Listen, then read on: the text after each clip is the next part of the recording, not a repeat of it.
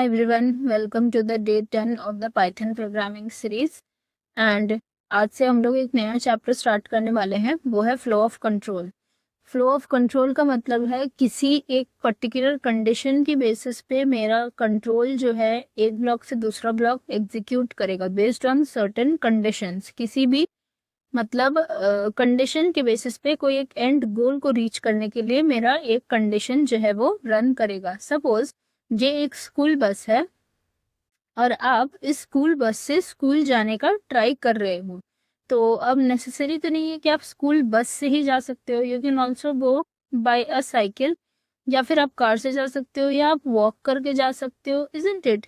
या कोई अपना पर्सनल मतलब कैब बुक कर सकते हो या कार से, या ऐसे यू कैन गो रनिंग, है ना, तो या पेरेंट्स के साथ। So there are multiple ways of reaching your school from your home. तो उसी तरह से कोई भी एक पर्टिकुलर एंड गोल को रीच करने के लिए कोई मल्टीपल सेट ऑफ कंडीशंस होता है, जिसमें से you can choose any one alternative at once, या maybe more than once also, in order to accomplish that particular situation. उसी यूनिट को we call it flow of control. अब flow of control में बहुत सारा मतलब कंस्ट्रक्ट्स है, pre defined ऐसा मतलब रूल्स है। उस कंस्ट्रक्ट्स की बेसिस पे हम लोग कोडिंग करते हैं और वो रिपीटेटिव मतलब फ्लो को ब्लॉक को एग्जीक्यूट करवाते हैं। तो अगर कोई भी चीज का डिसीजन मेकिंग करना है तो वो किस तरह से करेंगे। तो सपोज हम लोग एक छोटा सा सिनेरियो लेते हैं जिसमें what we will do is, suppose we are given a task of making a tea. तो अब इस टी को बनाने के लिए क्या करना है, दिस इज द थिंग। तो सबसे पहले ये है आपका एंड गोल। तो सबसे पहले आप उस सिचुएशन को स्टार्ट करेंगे। तो एक टी बनाने के लिए स्टार्ट करना पड़ेगा। स्टार्ट ऑप्शन में आपके पास होना ये है कि आप उसमें टी का इंग्रेडिएंट्स पहले प्रिपेयर करोगे। तो टी का इंग्रेडिएंट्स में you will be having water, then you have sugar, उसके बाद you have tea leaves and say milk, okay, all these things etcetera. तो ये है इंग्रेडिएंट्स एक टी बनाने के लिए। तो सबसे पहले हो गया स्टार्ट। अब उसके बाद आपका क्या क्या रिक्वायरमेंट्स है। तो स्टार्ट के बाद आपको सबसे पहले वो सारा आइटम्स को जो है प्रिपेयर करना होगा, इजंट इट। तो आप यहाँ पर एक इनपुट ब्लॉक डालोगे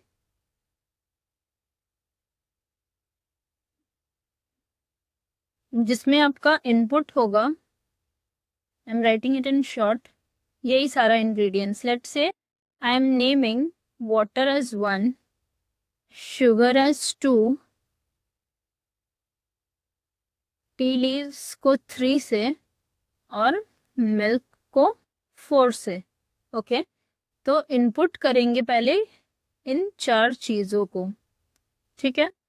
उसके बाद क्या होगा, अब ये प्रोसेसिंग होगा। तो ये सारा चीज़ को लेकर आप गैस में डालने वाले हैं। एंड कंडीशन ये है, यहाँ पर एक कंडीशन ब्लॉक आएगा। यहाँ पर कंडीशन ये है कि आपको गैस ऑन होना चाहिए। गैस ऑन होने के बाद आपको सारा आइटम्स को उसमें पोर करना है वाटर में, एक स्टोव मतलब एक कंटेनर में देके, जिसमें भी आप उस स्टोव पे प्रिपेयर करिएगा।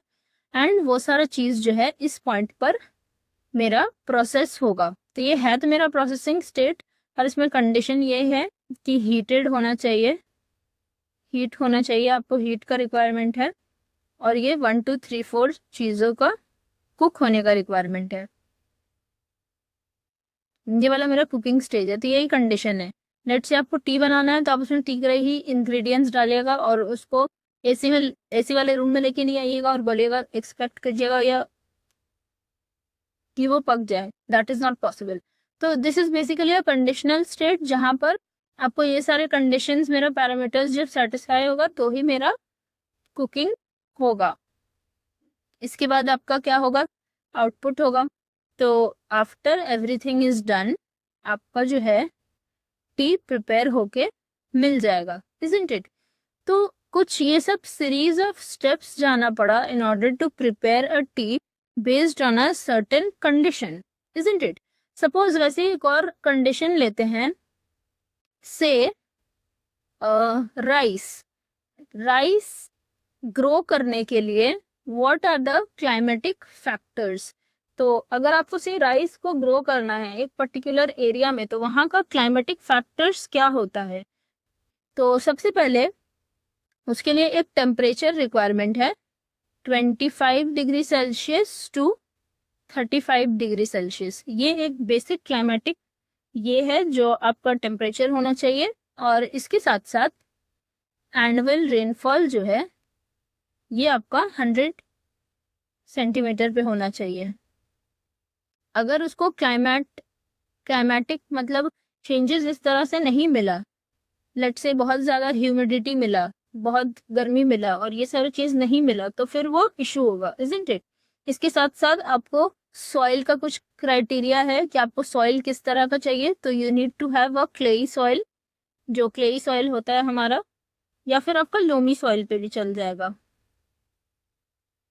ये दोनों मतलब आपका सॉइल का टाइप्स है जो राइस के लिए चाहिए, राइस को ग्रो करने के लिए। एंड इसका एक पीएच लेवल भी मेंटेन होना चाहिए, जो पीएच लेवल सॉइल का 5.5 से 6.5 तक, इजंट इट।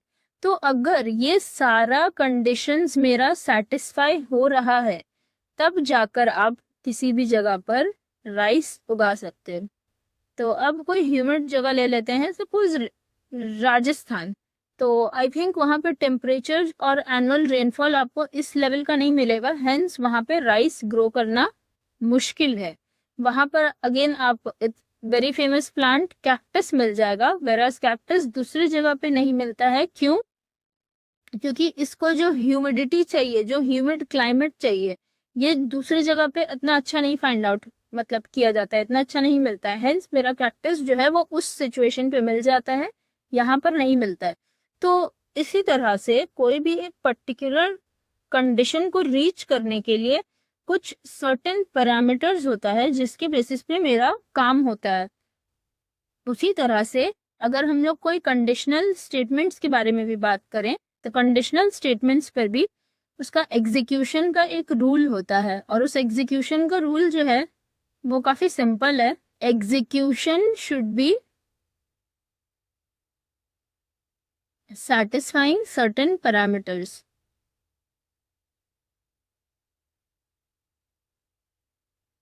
और कोई भी पर्टिकुलर कंडीशन को रीच करने के लिए, कोई भी एक पर्टिकुलर एंड गोल को रीच करने के लिए आपको कुछ प्लानिंग करना पड़ता है कि अगर ये चीज़ों को इस तरह से एग्जीक्यूट कराएंगे तो ये मेरा एंड गोल जो है वो रीच होगा।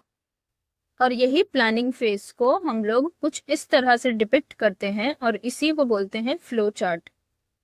फ्लो चार्ट बनाने से पहले कोई भी चीज का एल्गोरिदम बनता है, मतलब स्टेप्स। जैसे अगर टी बनाना है तो इसको इस तरह से लिखने से पहले आपको पता होना चाहिए कि उसको बनाने के लिए क्या प्रोसीजर्स है, क्या क्या लगेगा। उसके बाद आप उसको एक जगह पुट इन करके उस काम को एग्जीक्यूट करोगे।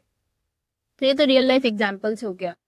अब अगर इनपुट आउटपुट की बात करें तो थिंग्स ऐसे ही चलता है, लेकिन इसमें और भी बहुत सारे कंसेप्ट होते हैं।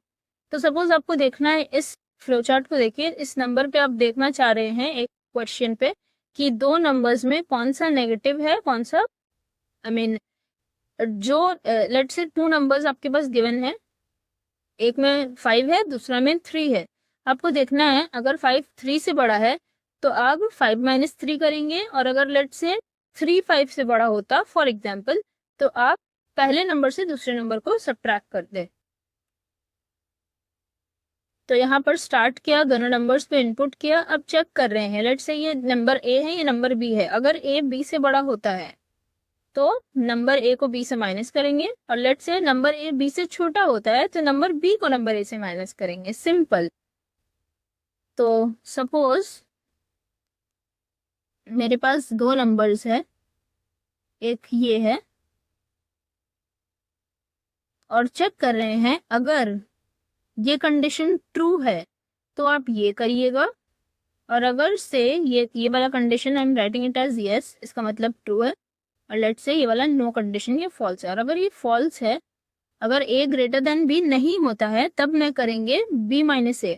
तो अभी के लिए तो a greater than b 5 greater than 2 जो है वो ट्रू था, तो 5 माइनस 2 मेरा 3 आ गया। इस क्वेश्चन का मेन एम यही है, नेगेटिव नंबर्स को इग्नोर करना, मतलब उसको नहीं चाहिए नेगेटिव, नहीं, I don't want. Let's say 2 और 5 कर देते, तब मेरा 2 ग्रेटर देन 5 फॉल्स हो जाता। तो ये वाला कंडीशन चेक करते, जब 2 इज ग्रेटर देन 5 तो नहीं, ये फॉल्स। तो फिर इधर आते तो क्या करते, बी का वैल्यू कितना है 5, उसको कितना से सब्ट्रैक्ट करेंगे 2 से, तब फिर नेगेटिव नंबर को इस तरह सब्ट्रैक्ट करते हैं। तो यही करना था कि नेगेटिव वैल्यू को अवॉइड करना था और कुछ रिजल्ट निकालना था चेक करके कौन सा नंबर किससे छोटा है। तो यही कंसेप्ट को हम लोग इस फ्लो चार्ट में डिपिक्ट कर रहे हैं। 2 नंबर को इनपुट लिया, इनपुट लेने का रिप्रेजेंटेशनल ये वाला मेरा होता है पैरेललोग्राम। स्टार्ट के लिए ओवल, देन पैरेललोग्राम, उसके बाद कंडीशन चेक करने के लिए ये वाला डायमंड ब्लॉक का यूज करते हैं। अगर वो कंडीशन ट्रू हुआ तो उसका जो प्रोसेसिंग है वो रेक्टेंगल में करते हैं। अगर ये दोनों नंबर एक से छोटा है तो माइनस करो पहला को दूसरे से। लेट से अगर नहीं है तो सेकंड नंबर को फर्स्ट नंबर से माइनस करो। उसके बाद दोनों में से एटलीस्ट एक तो चलेगा, जो भी चलेगा उसका रिजल्ट को अगेन पैरेललोग्राम में प्रिंट कर दो जैसे इनपुट लिए हो, और उसके बाद ये कंडीशन मेरा स्टॉप हो जाएगा। और लेट से अगर पहला नंबर दूसरे नंबर से छोटा नहीं है तो दूसरे नंबर को पहले नंबर से सब्ट्रैक्ट करेंगे तो उसी को प्रिंट करेंगे। तो फिर ये वाला जो मेरा पार्ट है ये वाला अनएग्जीक्यूटेड रह जाएगा, और फिर फाइनल रिजल्ट को यहाँ पर प्रिंट करके स्टॉप कर देंगे। सिंपल, ज़्यादा कुछ था नहीं। तो इसी तरह से इसमें कुछ क्वेश्चंस है जो हम लोग पाइथन की सिंटैक्स से देखेंगे और वो किस तरह से वर्क करता है, that we will see. So let's start on with if statements. Okay, let's begin with if statement. तो if statement पाइथन में उसका लिखने का सिंटैक्स जो है काफी सिंपल है। पहले इस तरह से if लिखेंगे और यहाँ पर कंडीशन आएगा। कंडीशन आने के बाद you can keep this in bracket if you want. यहाँ पर एक कोलन होता है एंड कोई ब्रैकेट्स का जरूरत नहीं है। Here you will be having statements, जहाँ पर हम लोग स्टेटमेंट्स लिख सकते हैं जो भी हमको करना है। तो suppose we will take a question कि लेट्स से यहाँ पर बोला है कि एक इंसान का एज ले रहा है इनपुट और चेक कर रहा है whether the person is eligible to vote और नॉट। तो उस तरह से सबसे पहले इनपुट लेना होगा। तो let's say we are taking age of a person, so age, और फिर अब स्ट्रिंग, आई मीन पाइथन में जो इनपुट होता है वो बाय डिफॉल्ट स्ट्रिंग के फॉर्म में होता है, क्योंकि ये डेटा टाइप स्पेसिफिक नहीं है। ये मतलब रन टाइम पे डिसाइड करता है कौन सा डेटा टाइप लेकर वर्क करना है। तो जो भी इनपुट आप लोगे उसको इंट में टाइप कास्ट करके ही लेना है इनपुट फंक्शन से। उसके बाद यहाँ पर लिख दो एंटर एन एज, किसी भी इंडिविजुअल का एज यूजर से मांगना है। उसके बाद उसको चेक करना है। उसके बाद आप चेक करो if age greater than equal to 18। अगर वो एज 18 या 18 से ज़्यादा है तो यू कैन सिंपली से यहाँ पे प्रिंट कर दो person is eligible to vote.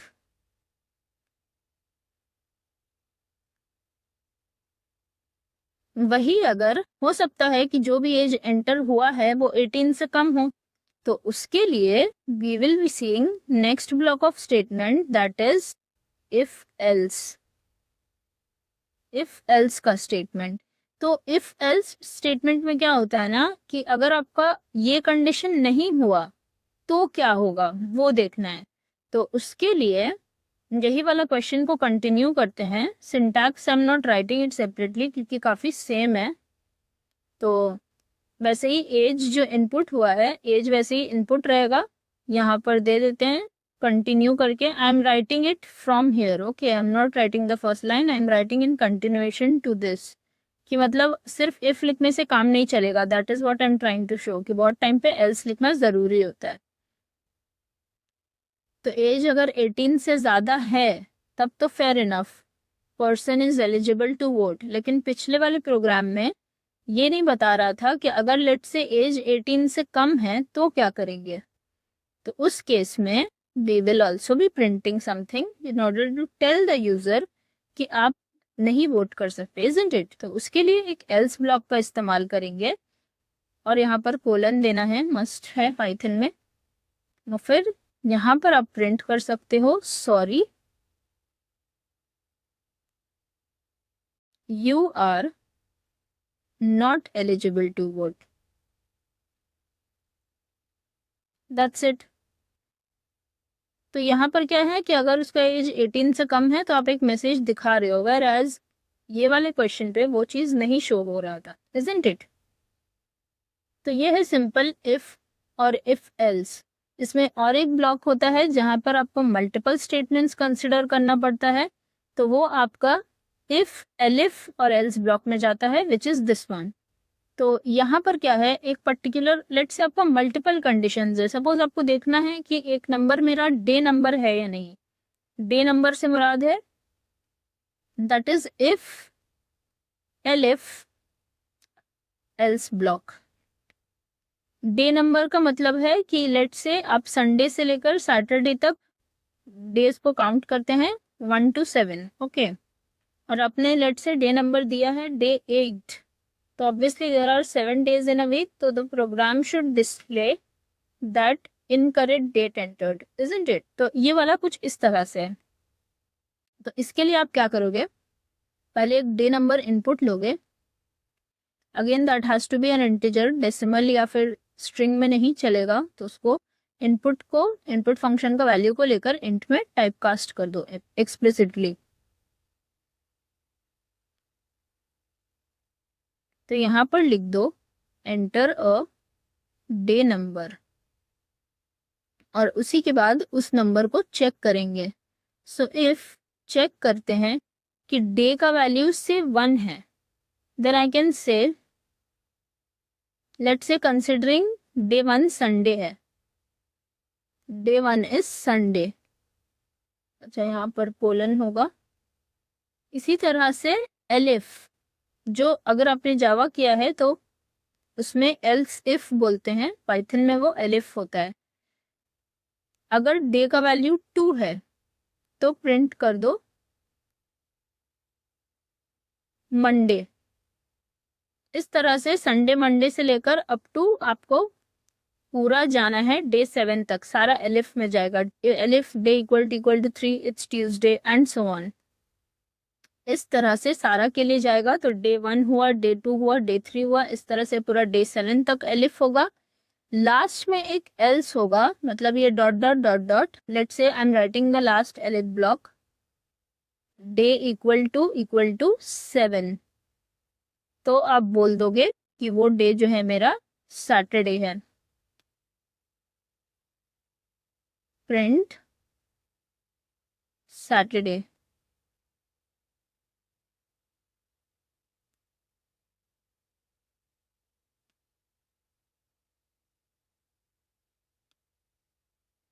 अब let's say user 7th day के बाद भी कोई डे इनपुट देने की कोशिश कर रहा है, तब क्या होगा तब वो एल्स ब्लॉक में जाएगा जिसमें कोई कंडीशन नहीं होगा। यहाँ पर आप बोल दोगे इनवैलिड डे नंबर एंटर्ड।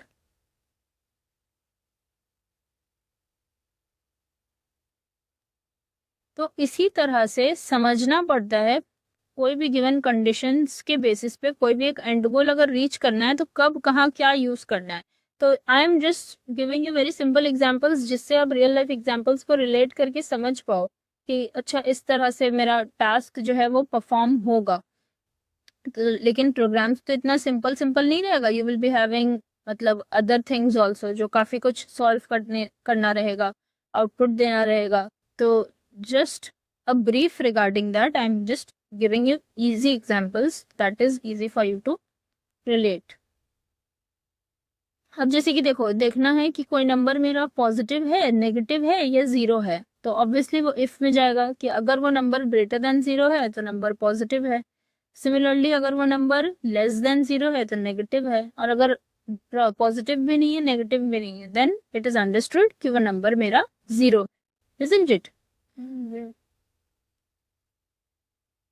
सो आज तो हमने बेसिक्स मतलब इफ एलिफ ब्लॉक और कंडीशनल फ्लो ऑफ कंट्रोल को समझा है, इसका सिंटैक्स देखा है। Next day we will be doing some practical questions on it, जो गूगल कोलैब पर जाकर we will be typing it out and seeing things. So I just wanted to keep this video short, जिसमें आप concepts को अच्छे से समझो, clear हो, एंड उसके बाद वी विल बी मतलब better to go with the practical concepts on these. And ये नोटबुक जो है I can share you on the description, और जो भी क्लास का नोट्स है और वीडियोस के मतलब जो लेक्चर सीरीज के नोटबुक्स बनते हैं, that is also I will be sharing in the video. तो ये मेरा चैनल है, अगर आपने इसे एक्सेस नहीं किया है तो जाकर इस चैनल को एक्सेस करें, प्लेलिस्ट को देखें, ये वाला पाइथन का प्लेलिस्ट,